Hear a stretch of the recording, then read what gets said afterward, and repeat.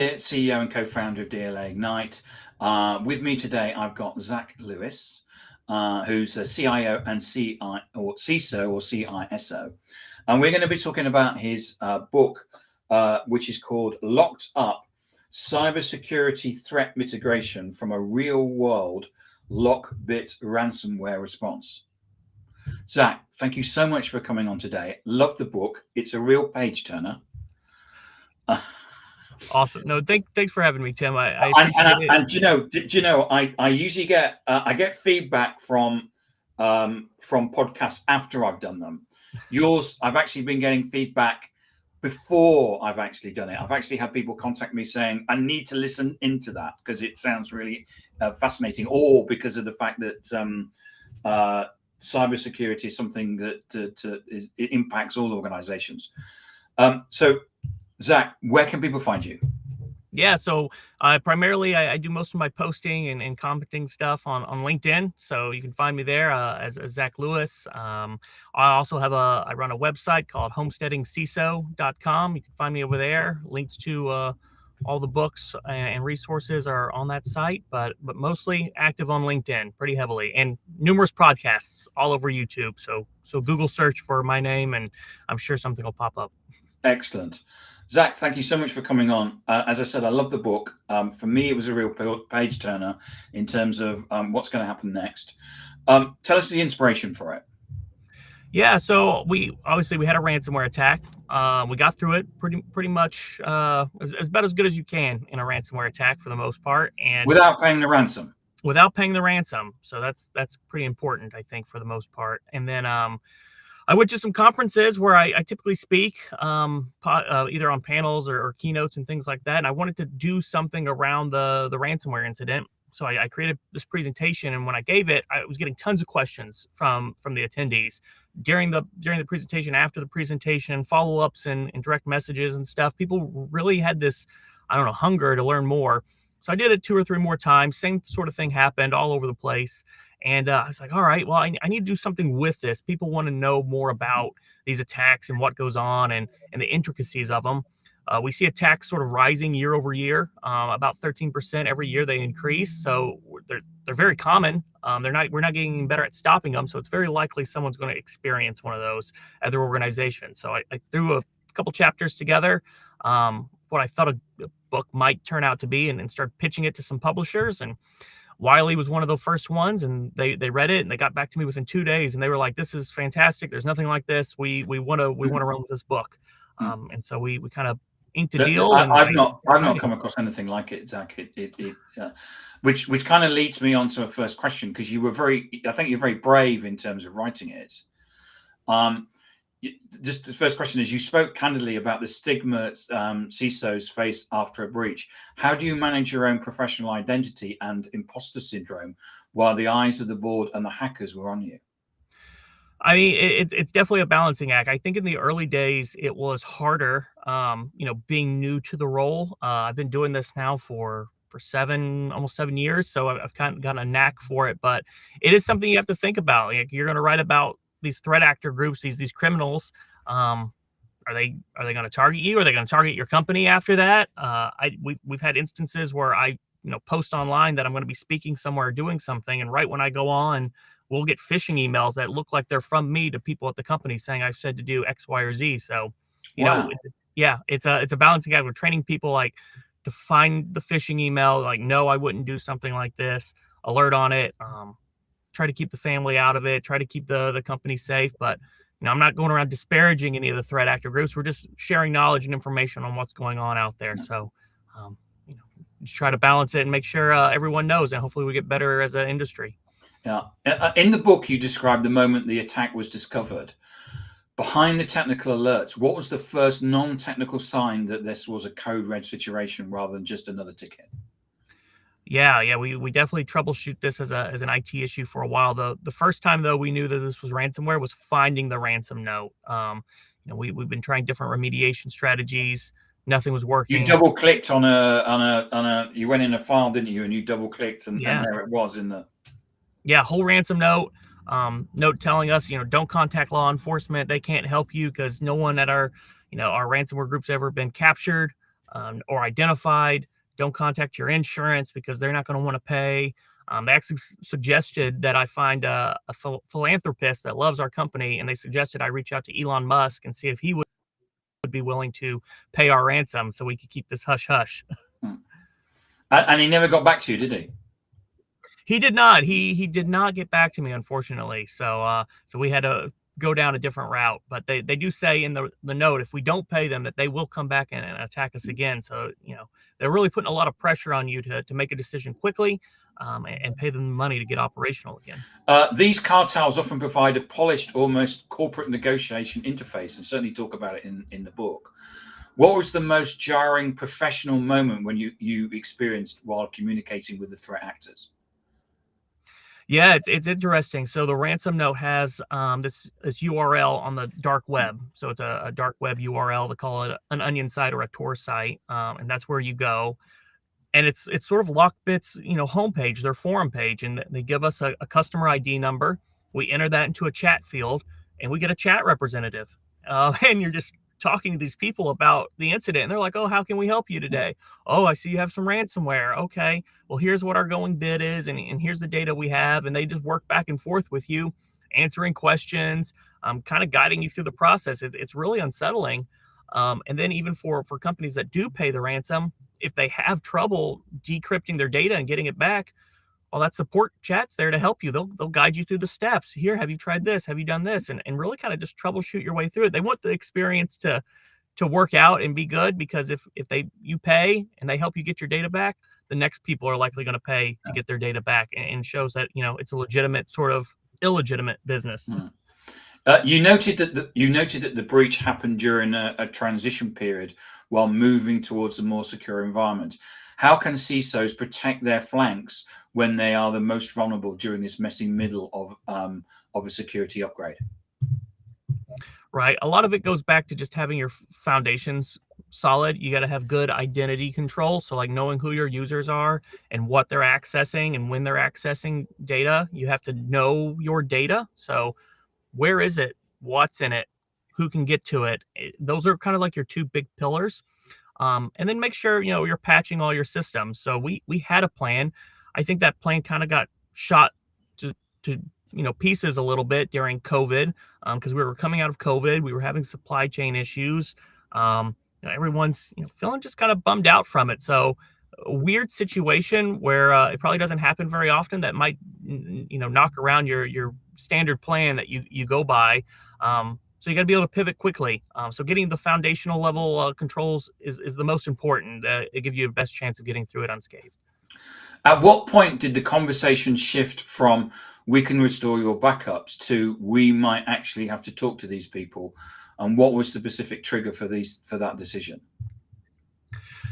Yeah, we were about a month in before we could actually start restoring from backups. We had to have another set of computer hardware to restore those backups too, because we don't want to erase the data we have. That's forensic data that people can gather information from on how the threat actors got in and what data they stole. So we didn't want to erase that. So we had to get new hardware and restore. We ran into some problems with our backups and being able to get to them just because of how the environment had been encrypted and down. We did manage to get into our tertiary backup. So we have 3 different tiers. And fortunately we did, because the 3rd tier is the only thing that saved us. We were able to get there and pull down a few backups to get everything else operational. But after that point in time, LockBit, which is the threat actor group, started realizing that, hey, maybe these guys can recover. Maybe they don't need to decrypt their data that we've encrypted.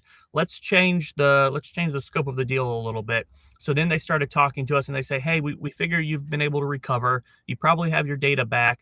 But listen, we still have a bunch of data that we stole from you, and we're going to put it on the dark web for anyone to have access to, unless you pay us $750,000. So the ransom came down a little bit. They changed their play, and now it's not so much get your data back, but keep your data from getting out to other people. And that could be sensitive employee data, PII. It could be social security numbers. It could be health information. So a lot of different stuff was playing into that, and how we kind of made those. Because you're in that, you were in a situation, weren't you, where you were doing. There were 2 things. Well, a number of things. One was where was the what had been hacked? what data had been taken, where can you restore the data? Because you had to go back to some backups that were actually off-site, weren't they? Yeah. So and at one point they actually got nasty, didn't they? They sent an email to everybody saying your data's been hacked, and the leadership is keeping this from you. Yeah, they started emailing all the users in our group sort of individually from different email accounts. So we couldn't really block them because they were coming like from Gmails and Yahoos and .com accounts. You can't really block those wholesale across the board. But they kept emailing individual users saying, hey, we have your data, your personal data. We're going to post it on the dark web. Your leadership doesn't want to pay. Put pressure on them to talk to us, or this data is going to get out to everybody. So a ransomware response is a marathon. How did you manage decision fatigue within your team to ensure that an exhausted engineer didn't make a $1 million mistake at 3 a.m.? Yeah, a lot of that goes down to pre-planning. So we had an incident response plan. And it dictates sort of the first moves we make in the first couple of days of a ransomware attack. It has who to call, why we're calling, different contact information, different software. It has a list of all of our servers, our computers in the environment that are critical, and the way they have to be brought back in criticality and in order, so things operate the way they're supposed to. And we do that so it takes some of the decision making off your head, because it's very stressful. I mean, it's a crazy stressful environment. So if you can look at a document that says, hey, step 1, do this, step 2, do this, it takes a little of that off of you. And then for the rest of the team, I mean, a lot of those decisions had to come to me. We would make them as a leadership team. The leadership team would look to me for guidance. I would try to make a call and just tell the engineers, tell the security team, what we're going to do, what the next play is. So that way they didn't have to think about it. They just knew that they had to act and move based on the decision that was made. And we kept those people refreshed. The first couple of days we're going, maybe all night, a couple of nights. But after that, you got to start breaking that marathon up, getting some sleep, rotating people in and out so someone's always fresh. And that's just kind of what we did. We had to, manage the human element, really. Because you had a small team, didn't you, of leadership? You had the negotiators from the insurance company, plus the technical people, and you kept that very small, didn't you, in terms of so you could keep decisions short, if you know what I mean. Yeah, we're pretty unregulated in the private higher ed industry. We just have a couple things that we have to attest to. So we were able to kind of hold off on making a decision right out of the gate and keep the decision team to about 10 to 12 people and only expand as needed. And then with that team, we were able to gather a little bit more information before we went to the entire university and let them know what was going on.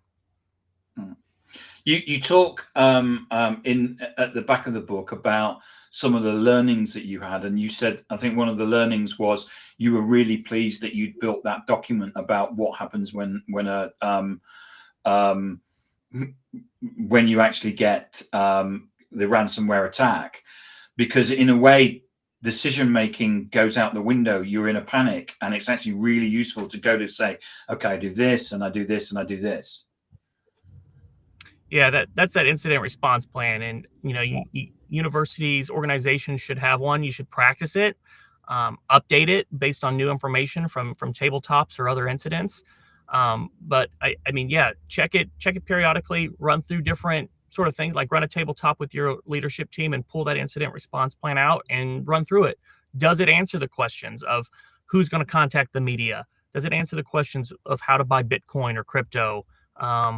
Does it, answer, where our critical data lives, on what servers, are those down, and what we should do about it? So really just thinking through sort of all down to root cause of what could happen in an incident and how you respond to it, throw it in that incident response plan and practice it so you're ready. Because one of the things you found, wasn't it, that the ransomware, LockBit, were basically saying that there was personal information, whereas in effect, there wasn't personal information, or they shouldn't have been. And what was that people were actually storing their own personal files on, in effect, your file system. And that was one of the things that got hacked, wasn't it? Yeah, unfortunately, it wasn't wholesale like university data of employees and students. It was a lot of individuals storing stuff in their personal shares for the university that they kept. data shouldn't have been there. It was. However, the data that was captured by LockBit and put on the dark web, we only had maybe 4 social security numbers in there. So very light level of sensitive information. We were able to work with those people directly. Um, Kept the blast radius pretty small. And LockBit ended up sort of bluffing most of the time and just trying to get a lot of money out of us for very little data. So executives often want a yes or no answer on whether the data is safe. How do you manage their expectation when the ground was constantly shifting beneath your feet? Yeah, it's real-time information gathering in a ransom incident. You just got to give them the information you have. Hey, we know these devices, these servers were encrypted. We know this data might have been on them. We don't know if they've accessed it directly yet. That was at that time. We've since made a few additional enhancements to the security program and really understand our data now, so we can see if any file has been sort of touched, modified, exfiltrated, and we can tell by who, and we can see what's in it. So now I can pretty assuredly tell them, like, hey, we know that this sensitive data has been touched, or we know that no sensitive data has been touched with pretty good accuracy, which I think speaks to our program and how we've grown it over the years. You emphasized the importance of paper-based plans. In our digital-first world, what was the one physical, non-digital tool or process that saved your team during the outage? I think I'll go back to our incident response plan, just mainly because I kept a hard printed out copy of it. And I do that because if your environment is encrypted, it might not be possible for you to get to that file. Same with your cyber insurance policy. Like, you need to know what's in your policy and have it. It has like the numbers of who you're going to call, in the order that you have to call people and do certain activities. Have a physical printout of that, because if you can't get to it in an incident, you don't want to be burning time trying to scrounge around, figure out how you're going to connect to something, log into a system, find this data, get it downloaded. Like, you don't have time for that. So just have it stored in a standard place that you can get to easily, know what it says, and act on it. Yeah. You've been noted for using humor in the book. How does a dark sense of humor actually serve as a functional tool for incident responses in the heat of crisis? Yeah. For a lot of people, I think it helps loosen the tension a little bit. Again, it's a very stressful, very tense situation. So if we can dial that back a little bit and put a little humor in there, and it is dark. It is dark humor in the event of a ransomware incident. So that's how I kind of handle stress. I make light of some things. I joke around a lot. I think it helps some people. Doesn't work with everybody. You got to know your team. But that's how I kind of alleviate stress and able to keep going. You know, I don't want to get burned out during it. I don't want the team to get burned out. So we just try to keep it light, keep everyone working, and throw a laugh in there. It's the end of the world. We're going to be all right. Yeah. If you could sit down with a CISO who just received their first ransom note an hour ago, what was the first thing that you would tell them to do? Not a technician, but a human being who has been there. Yeah, take a breath. Take a deep breath first. Release that, and then we gotta go to work. You know, are we gonna go talk to the leadership team and let them know? That might be, take a walk around real quick. Like, you got to act. You don't have a lot of time because the threat actors could be in there, but there's still a moment to take a deep breath, release the tension out of your shoulders, and get down to it.